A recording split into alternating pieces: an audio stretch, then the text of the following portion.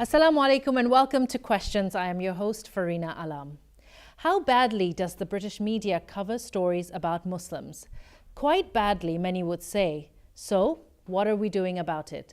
With me to discuss is Navid Akhtar, who is the founder and CEO of Alchemiya Media, a premium online video on-demand service, presenting and producing the best quality films and documentaries about the Muslim world, its culture, heritage, and achievements. You're also a veteran and award-winning journalist. Dilly Hussain is the deputy editor of the British Muslim news site 5 Pillars, with an S. He is also a political blogger and freelance writer for a number of media outlets, including the Huffington Post UK, Al Jazeera English, a columnist for the Middle East Eye, and you're also with the Foreign Policy Journal as a freelancer.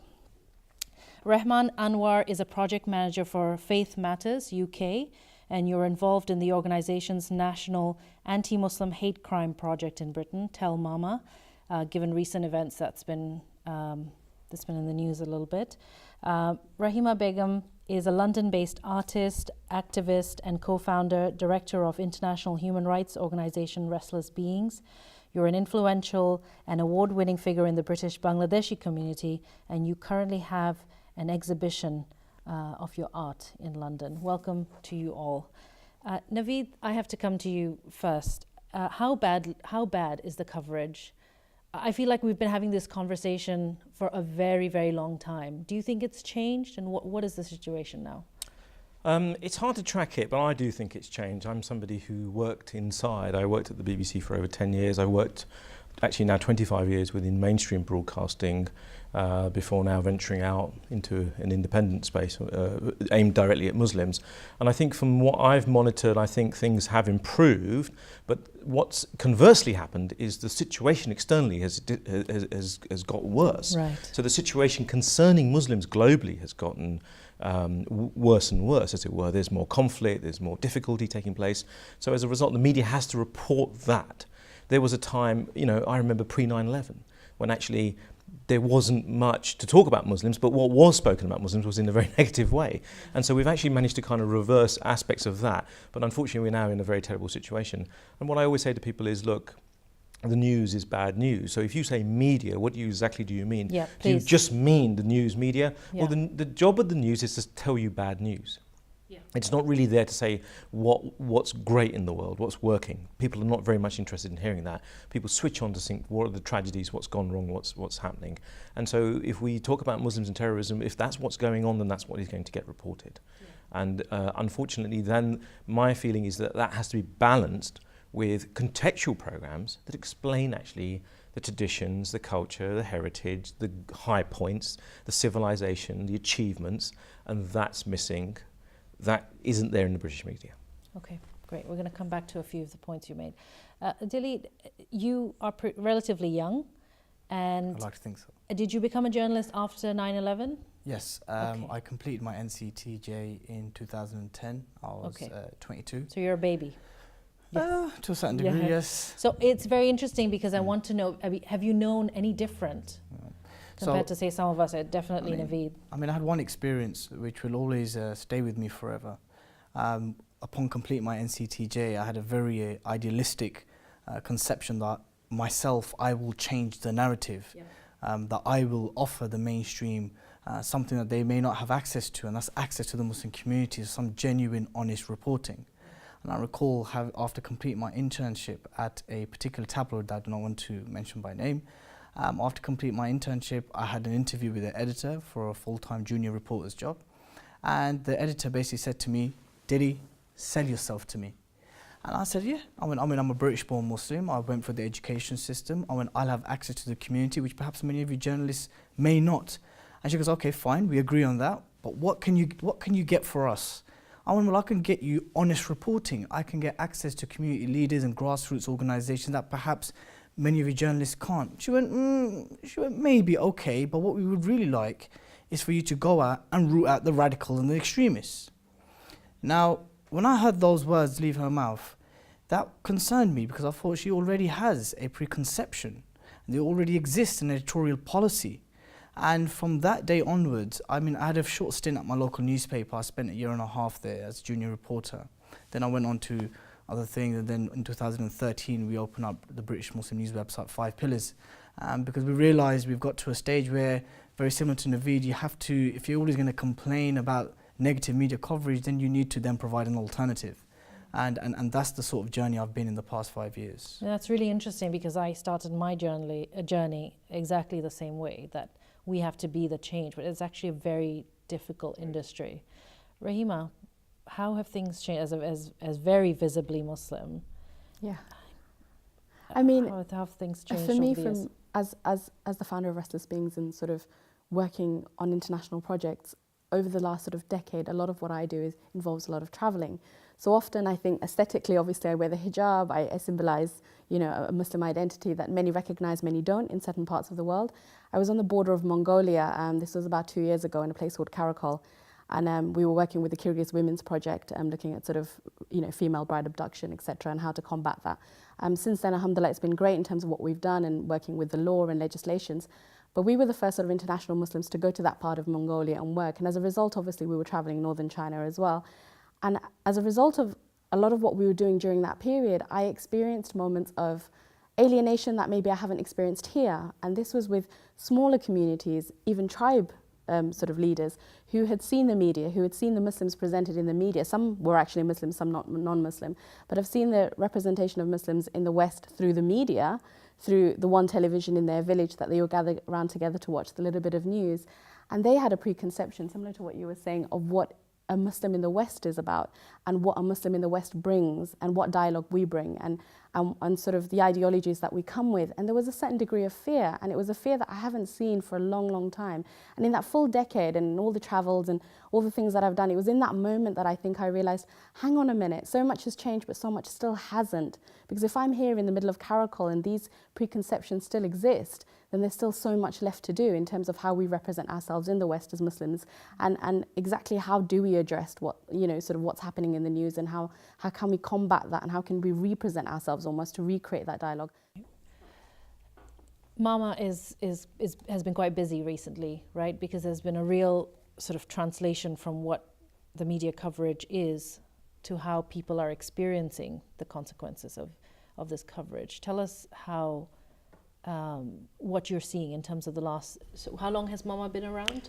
2012? Since 2012, yeah. 12. Well before Mama was set up, the reports of Islamophobia and the kind of experiences that Muslims had were coming to us, and that became basically the prime reason to setting up a project to monitor, record, map, and basically provide assistance to the victims of hate crimes. In terms of media coverage, first of all, unfortunately, there is a very worrying trend that whenever a tragedy happens, an unfortunate incident takes place locally or internationally, there's a steep rise of backlash that Muslim communities have to experience. And of course, like Navid mentioned, that media has to do honest reporting, but beside that, there are certain sections of the media who target Muslim communities. It has been going on consistently. More recently, if you have seen an article by Calvin McKenzie in The Sun, who literally said that ISIS is the beating heart of Islam, and he demonized all the Muslims, and the Muslims are the problems, refugees are the problems, same anti-immigrant rhetorics. So that kind of narratives actually affect the Muslim communities and that shape opinions. So, of course, that become one of the very major reasons to increase Islamophobic incidents and an environment of hate that people experience in this country. And there was a recent article that ISIS has become a mortal danger to Muslims because the consequences of coverage of their activities has become a life-threatening thing for many Muslims. And given the last few months where we've seen really strange random incidents, such as people being pushed onto train tracks, thankfully unsuccessfully, abuse on buses, and that has certainly changed in my eye. That kind of reaction and backlash has changed, or am I just feeling especially despondent now? I think it's very different. I mean, the kind of environment that we are in right now, like in terms of numbers, if you look at it, only in 2015, we were reported 528 cases directly to us, which we verified, and 888 cases from GMP and Met combinedly. Met Police. Met Police, yeah. Because we got only 4 or 5 forces in the UK who record Islamophobic incident in a separate category. So, which is quite alarming figure. Extraordinary. Do you think that this was directly related to particular incidents, or what has changed? Like I said, that whenever, like in January, we had Charlie Hebdo, Yeah. and there was 285% increase in Islamophobic incident only in 1 week after Charlie Hebdo. We had cases reported to us where normal, ordinary Muslims were targeted in UK. Muslim women, visible Muslim women were called, "Oh, you are not Charlie, so I'm Charlie, you are not Charlie, you should condemn more." Children in the schools were targeted. Yeah. So it was horrible, really. We're just gonna come. I'll come back to you, Dilly, just after these short messages. We'll be right back.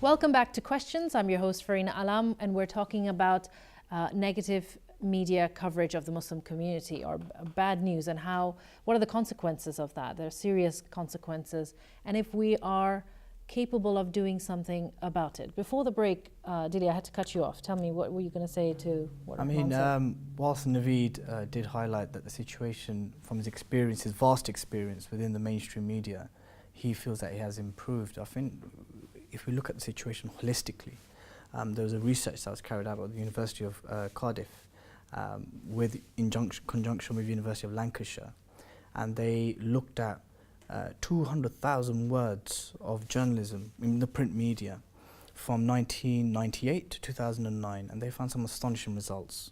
They found that the positive to negative ratio in terms of articles relating to Islam or Muslims was 21 negative articles to 1 positive articles. They found that words such as radical, extremist, terrorism, bigotry, fanatic had become synonymous. Like literally, like out of those 21 articles, you're bound to find those words within those articles. And in the 1 article, in the ratio, you'd find that terms such as moderate, liberal, progressive, these kind of labels were used. So what we find here is that labels have been created. These labels did not exist prior to 9/11. So we have to ask these questions: where are the roots of these labels? These labels, in many cases, are coming out from think tanks and politicians. We have to also look at that Islamophobia, unfortunately, has become institutionalized in a number of mainstream media outlets. And I absolutely agree. The Muslim community and especially media people have become far more active in trying to counter this, whether it's creating alternative media outlets or actually challenging them. But as I was saying to the sister on my right, that as another part of the work that I do is I advise Muslim charities. So when it comes to challenging articles which defame or may come across as slanderous or libelous, so you now submit a complaint to IPSO, which is formerly known as PCC. And what you find that even the QCs, the lawyers, the barristers that sit on the panel of IPSO have adopted certain definitions set by the government, which in turn is then used by the newspapers. So we need to look at the situation holistically. Absolutely, there's lots happening out there, and naturally journalists and media outlets will report on what sells a good story. There's no denying in that. But if we look at the 3 fundamental principles of the free press: accountability, impartiality, and to educate and inform the masses. If we take those 3 principles, they can be manipulated and implemented and applied in any way according to whichever editorial policy and whichever ideological spectrum that particular media outlet fits in. So I think we have to be honest to ourselves that Islamophobia and anti-Muslim bigotry does exist in the mainstream media. I personally see it worsening. We saw it straight after Woolwich, we saw it straight after Charlie Hebdo, and now with the Paris attacks that happened. And if we go back a bit more, it worsened after 9/11, it got worse after 7/7, after Madrid bombings. So we find that what's happening outside of the UK is directly affecting the coverage of the Muslim community in the UK. Navid? It's up to you what you want to do. If you want to sit here and watch 24 hours of Muslim television or 24 hours of news television, you could actually think that the world's a very bad place. And it does feel like it. fundamentally, yeah, but are your feelings from a spiritual perspective actually how you will tackle the reality? So what's the inevitable conclusion that you can come to is actually either leave this country, feel depressed, or that we're done for. So at one level, there's a degree of violence that's increasing. What is a peaceful, moderate person's response to that violence?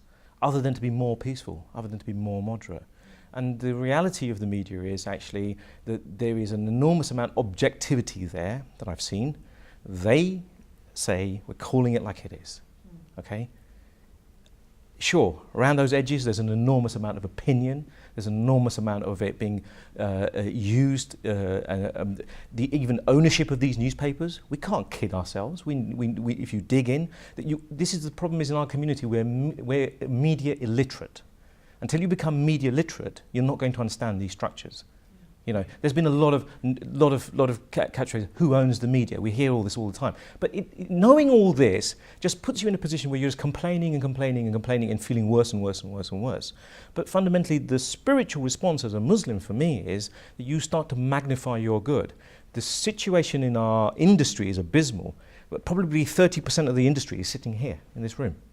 The whole of the Muslim media industry, right? And this channel. So actually, when we look at why don't we have thousands and thousands of journalists? Why don't we have thousands and thousands of TV channels? Why don't we have thousands and thousands of newspapers? Why aren't more young kids entering Sharia, into all of this stuff, going into all of this? Why isn't this considered to be a viable, important thing? If you happen to have a business in this country and you sell chapati flour and your business is worth 3 trillion a year or 2 trillion, or you import from Bangladesh and you make money out of it, well, guess what? If the continued demonization of Muslims one day will affect your money and your business. So why aren't you investing in actually putting out good news? Because then what that does, at least when the newspapers come looking for people, they can say, well, actually, there's 6 guys here who are good journalists and they can tell you the good stories. And instead of actually people who are left are just constantly defending, we're going to get nowhere. We've taken a very conscious step at Alchemiya to actually just show what's good, what works. People have accused us of being naive. Why aren't you showing the politics? Why aren't you showing the difficulty? Look around you, it's everywhere. Where do you go to actually even feel happy anymore? So you're contributing the impact, I'd say, more than the punches in the face and being spat on, is the psychological impact. I saw this myself in Tipton, where I saw kids becoming jihadists. I saw the extremism overnight from peaceful Pakistani Mirpuri kids suddenly becoming very aggressive. And you say, where did you believe this and where did you understand this about Islam? And he said, we just watched the TV. The mainstream television tells us that our tradition is one of violence. Yeah. People are now even converting because, you know why? There's mentally ill people. This is known facts. Some mentally ill people want to convert to Islam because they think that's where they can actually do the most violence. So how are we going to control any of this? What can we do in this? All we can do is try to work towards peace. All we can try to do is magnify the good in our community. And actually, if you just do that standing in the mimbar, that's great. If you do that, by having a dawah stall, that's great. But actually, if you can do that on a website like Dilly's got or a TV channel like this, you can hit millions of people in one go. But the next step of it is how many non-Muslims are going to watch what we've got to say. Sorry, I'm just going to bring Rahima in quickly. I'll bring you in. No, there was just something that you said about defending. I mean, I'm glad you mentioned that. I think that's one of my biggest concerns, and I think I probably speak for all of us and a lot of Muslims, is that it's very easy to go down the apologist nature. So often I am, I'm on Facebook and I might go on Twitter and Instagram. I'm expressing myself about, what happened recently in France, and I'm kind of bringing up examples and clippings of newspapers that I've taken images of. Recently something in the Metro about sort of the rhetoric used. Semantics is a dangerous game anyway. The tool of semantics in terms of trying to manipulate is dangerous in itself, and it causes a lot of frustration. So, I'll pick up little paragraphs, I might share it on Facebook, and often, sometimes what happens is, there's a huge dialogue, naturally, and you might get the odd, friend of mine who might say something like, well, we don't want to be apologists. And I think it's important to remember that often I think there's 2 things. Either we become very defensive and apologists, or, like you said, bring out the positivity. And bringing it back to what I mentioned earlier on, when I was in Karakol, I kind of went through that in my head, is what do I do right now? Do I now stand up and say, well, actually, lovely tribe leader and my non-Muslim colleagues who were with me at the time, we're not actually like this in the West. As British Muslims, we are like this. I know it's a shame that in the news that you've seen us presented as terrorists or presented us as extremists and this and that. You know, we do this. Or I could alternatively just say, well, bring it in from a human rights perspective and say, well, actually, I feel just as disgraced as you do. And my spiritual beliefs don't actually allow this sort of activity. And therefore, I'm going to bring out the positives in what I do and my work and my being and in my presence in order to maybe make you think otherwise. And hopefully the goodness in what you have will also reflect that. And we can have that narrative as our way of moving forward and being progressive. So you could do one other thing. Yeah. You could have shown him a DVD of Nadia winning the Bake Off. Yeah, exactly. I should have. So it's that symbol actually of ordinariness, of people achieving, of people just doing basic things. We had the first Muslim female umpire wearing a headscarf at Wimbledon this year. You know, it makes the pages. The press do cover that. There is actually at the same time, while you're getting this negative reporting going on, you know, the coolest thing that's emerging is a Muslim female woman wearing a headscarf. So there are kind of opposing ideas happening all the time, and these are opportunities which we miss. We continuously miss them. Rehman, social media has been mentioned a few times. Do you think that the contribution of ordinary citizens to the discourse around these issues has helped? It's taken away the power from mainstream media, or is it? It's definitely social media is. I mean, there's a positive and negative aspect of social media. On one hand, it provides you an opportunity to have a discussion, engage with people, counter their narratives. But on the other hand, it has also become a hub for all kind of hatred against everyone, really, kind of free for all. And that's one of the angles that we are also engaging with the social media websites, that there should be some sort of, you know, a line which people shouldn't cross without undermining freedom of speech and anything. But at the moment, if you go, you see all sort of hatred, all sort of derogatory images and very, very offensive, even criminally offensive images and material there on the social media. But in terms of discourse, like you said, because it's still, social media is a new factor, and there's a very, it's a latest trend that people have started engaging with people, with bigots, anti-Muslim, Islamophobes. But at the same time, if you look at the following of EDL on social media and on Facebook, Britain First, their presence, they have a huge following. This is a major concern. Yeah, we're going to come back to that in just a moment. We're just going to go for a break. We'll see you shortly.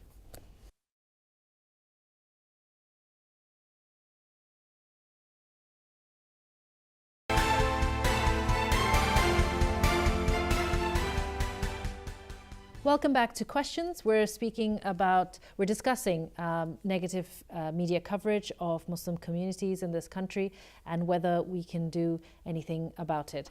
Just before the break, we spoke about social media, and I do find that there is some citizen journalism going on in terms of people reacting to this phenomena of blaming Muslims for major incidents of terrorism. And that's quite heartening to see that people are posting Facebook statuses and Twitter tweets to counter this. But is that a drop in the ocean compared to the, you know, mammoth that is mainstream media?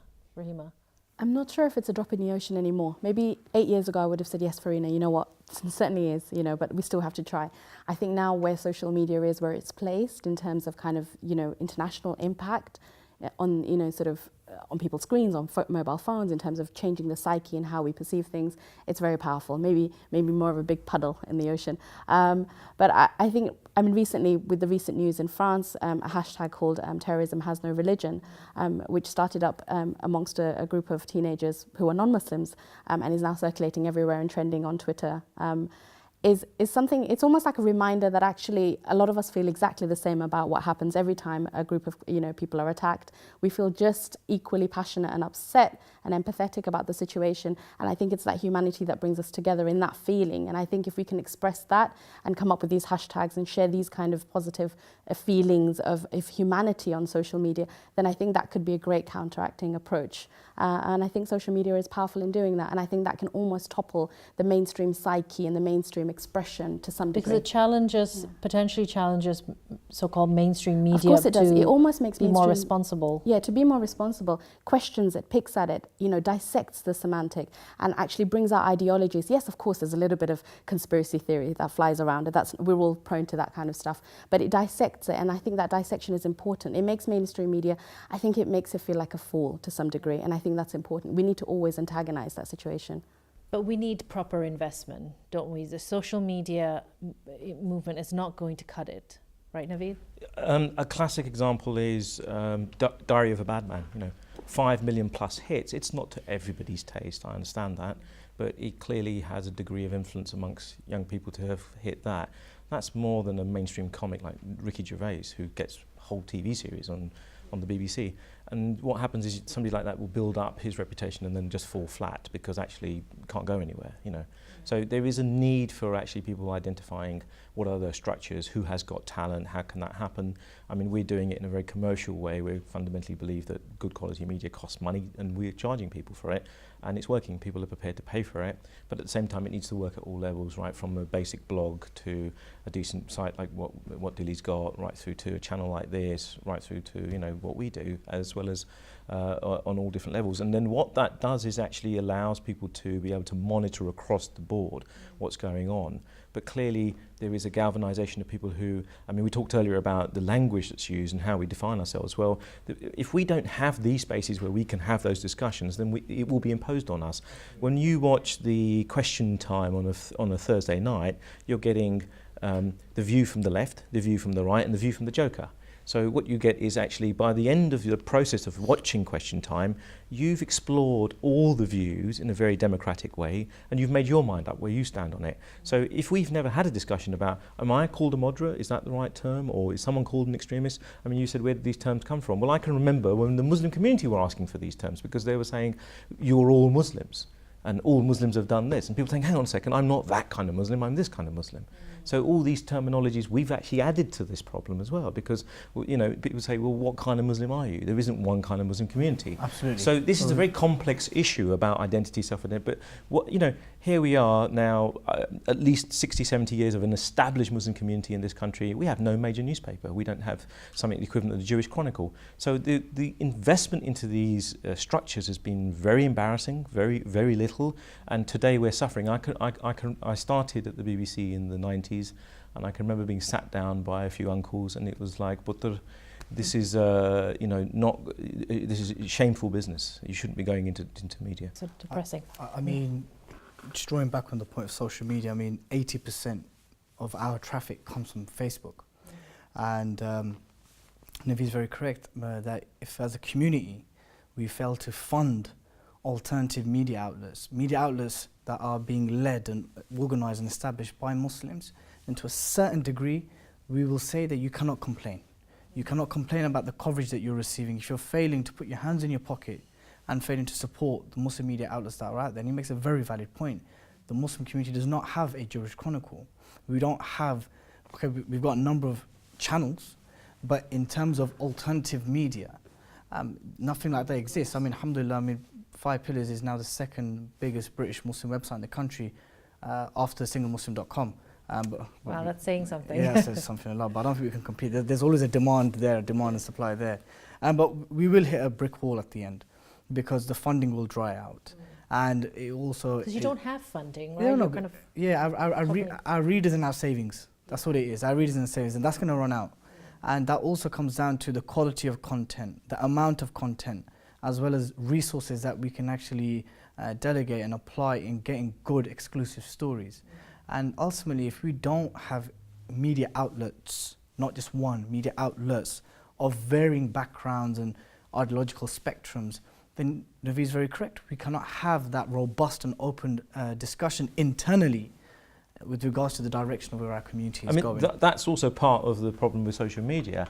It's who gets influence, and so some kid in the back room decides to make a video and says all sorts of actually quite ridiculous things or out of context things, and that goes viral, whereas actually the established people, scholars, people who actually have got the sense to understand where the community should go, what its long-term aims and objectives, they get no traction at all. So it is a kind of a Pandora's box. It's out now. It's very difficult. Social media has literally, it's created monsters, it's created many gems. And one thing that it has done, and this is one of my main criticisms of social media, especially Facebook and perhaps YouTube, that it's created online scholars and online experts and people who don't actually have any substantial credentials to comment on any matter, let alone any matters of the religion.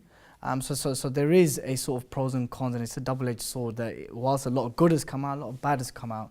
And I guess the future is then perhaps, is there a way of monitoring this? Is there a way of, should we even be monitoring this? Is it a case of civil liberties, talking on a wider perspective?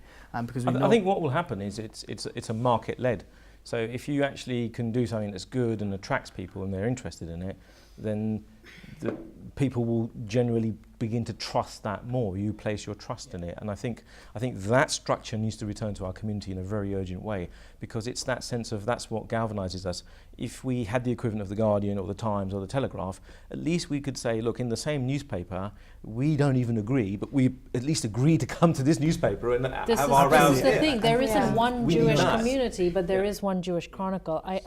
In its current state, I don't think the Muslim community is capable of coming together. That's we try. the problem. We try so hard. Yeah. We try accommodating different contributors from various theological, political, sectarian backgrounds, and wallahi, it is one of the most difficult tasks trying to please the Muslim community, because there's so many. You're right, there's not one single Muslim community, there's Muslim communities.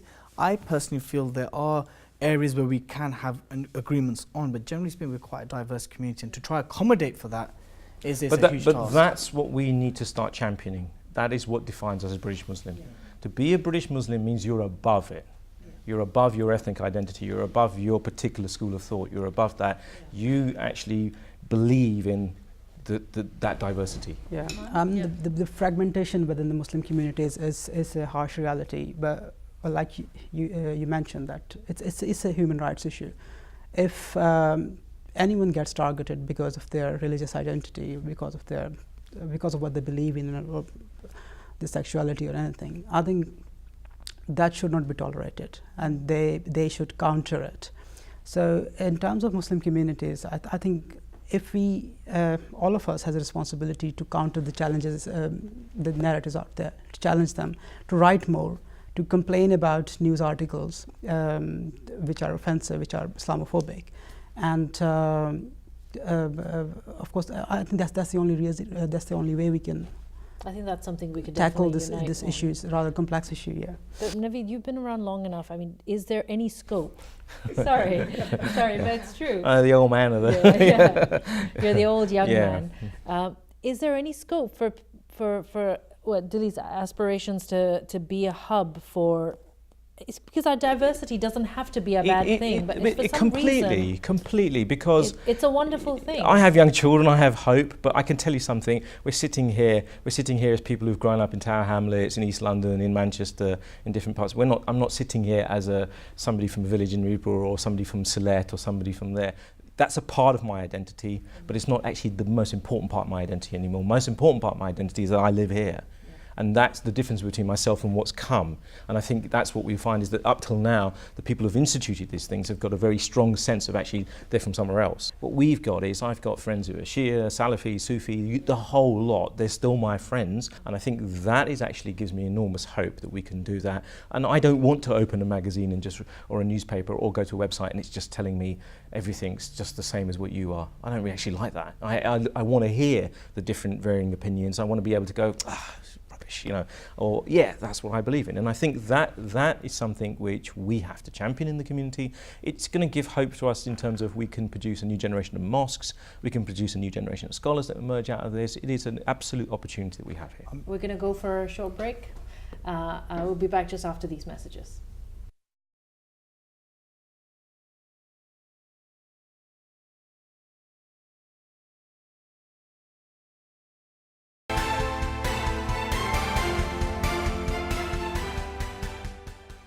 Welcome back to Questions. I'm your host, Fareena Alam, and I'm joined with a panel of experts. We're talking about media coverage of Muslim communities in this country and how depressing it can be, but let's focus on solutions.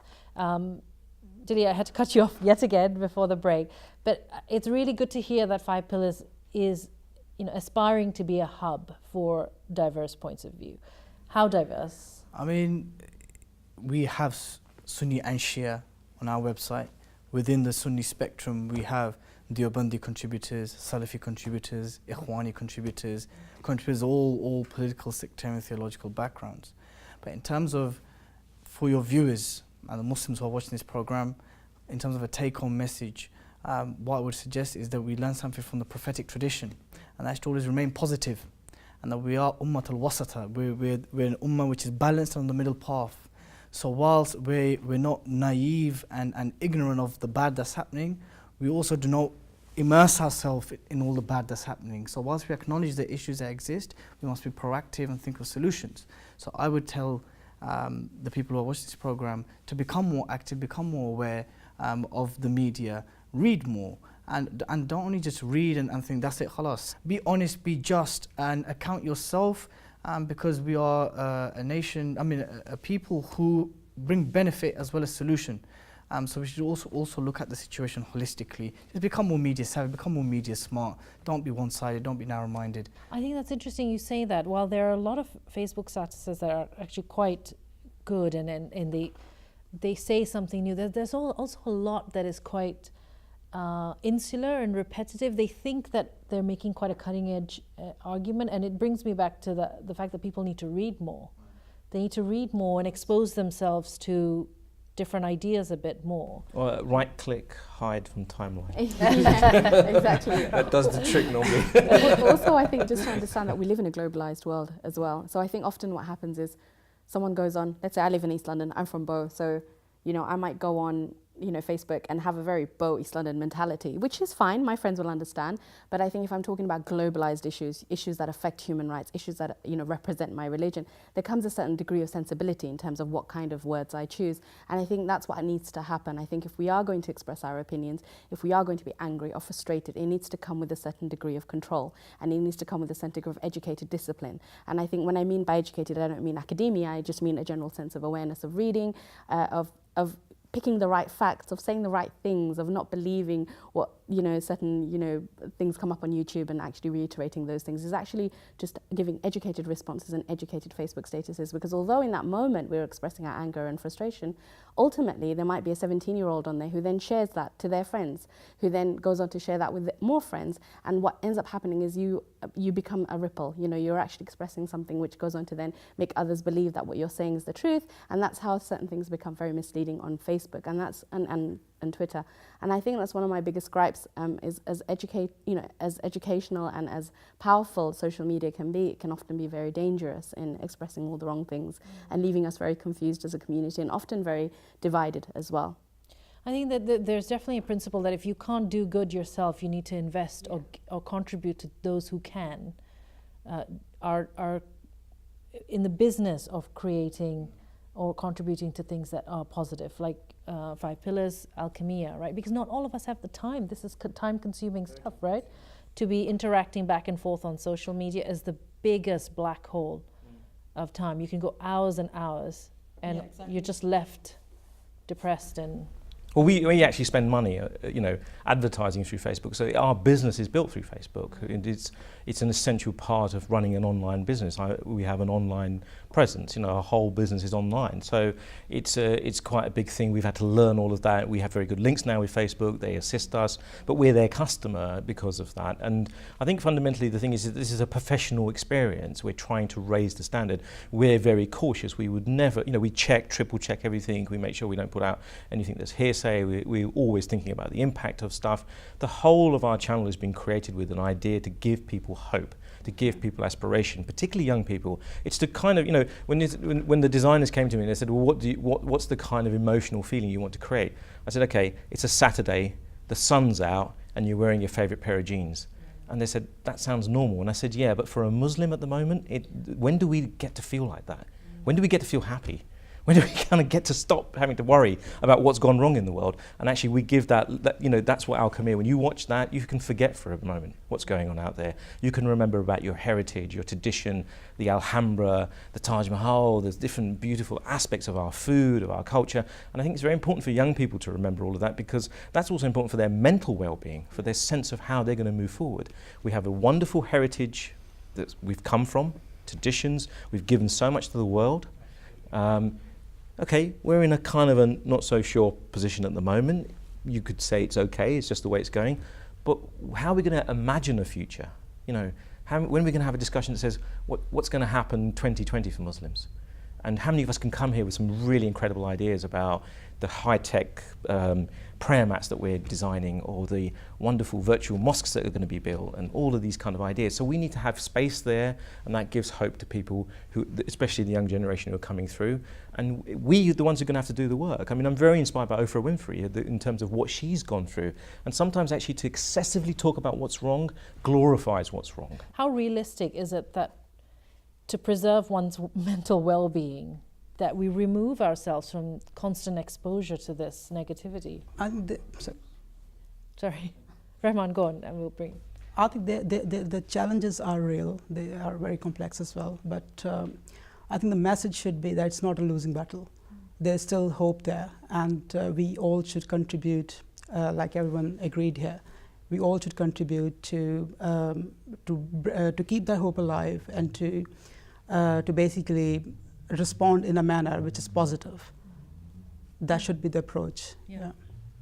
I think it's near impossible for Muslims to some degree to detach themselves of what's happening outside the UK, especially in the Muslim world, because there is a concept of one ummah, and that's something that's deep rooted in our theology, irrelevant of what background, what madhab or wherever you come from. We're part of a global family, but we also have a duty to the wider non-Muslim society, which we're also part of.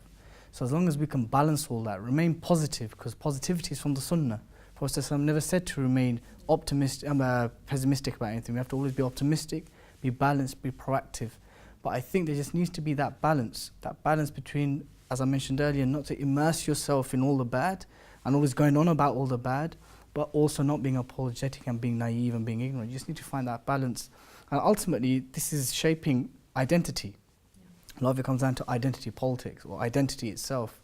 And maybe as a community, both domestically and internationally, this is a big discussion to have. I mean, what is the Muslim identity? Yeah, I want to bring Rahima in. The arts and culture that you feature, that are rich heritage, very little is being produced now, and I think this is a major problem. Your wife Zara is an amazing artist. Rahima, you're an artist as well. I mean, there are ways that we can contribute to the discourse without necessarily being constantly engaged with news media, art, for example. Of course, yeah. I mean, beautiful art. What you mentioned about being proactive and balanced, I mean, with Restless Beings, we work with international projects, we work with very difficult marginalised community issues. Often, I mean, the Rohingya community that we're working with at the moment, who are being persecuted in Burma, that project, we've been there for about 6 years, and we were at the sort of forefront and spearleading that project, giving access to mainstream media and international news bodies to be able to have access and go in. While I'm doing that, and I'm very aware of what's happening in the world, and I'm trying to be as proactive as I can. I'm also an artist, and that's my profession. And often a lot of what I do there comes through my artwork. And then what I'm doing with my artwork is, again, it's a positive, expressive opportunity to engage with Muslims and non-Muslims and talk about some of the things that I'm doing, you know, in my projects. But it's also an opportunity to say, hey, actually, you know, I guess the best way to put it in a nutshell is people often come to me and say, oh, is your artwork about sort of the Muslim feeling, or what it is to be a Muslim woman? And I'm often like, yeah, it is and it isn't. Sometimes my artwork's about my Sunday breakfast in my PJs. Yeah, I love your Instagram feed. Yeah. Thank you. Yeah, and it's about just kind of like, just, you know, I was on a flight the other day and I had a great conversation with a gentleman from a completely different culture and faith. And that was a great conversation. And off the back of that, we happened to be working together on a brilliant project in Nigeria.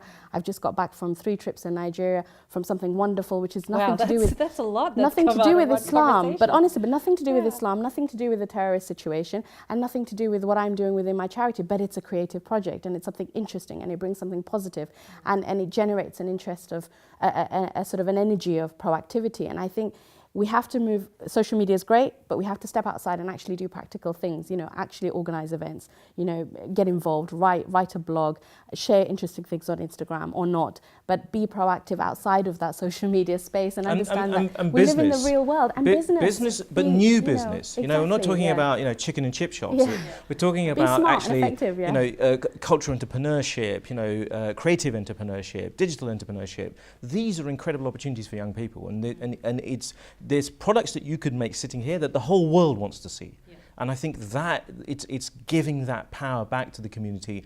And unfortunately, perhaps the generation before, they've invested in property, they've invested in, you know, cash and carries. They're not the right people to advise us. So we are starting afresh with that. Great. And there's that habit of being safe. Those investments are safe. Yeah. That habit. Well, you've got to take risks. Navid, Rehman, Dilly, Rahima, thank you very much for joining me. Thank you for joining us from home. I hope that was informative and has inspired you to do something yourself. There's so many options. It doesn't have to be, you don't have to become a journalist to contribute positively to the situation.